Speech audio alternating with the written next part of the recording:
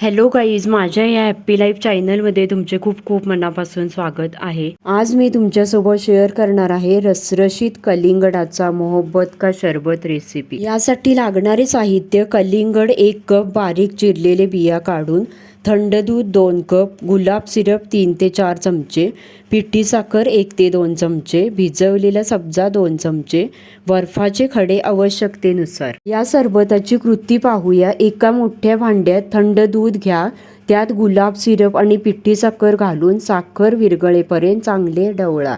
या मिश्रणात बारीक चिरलेले कलिंगड आणि भिजवलेला सब्जा टाका।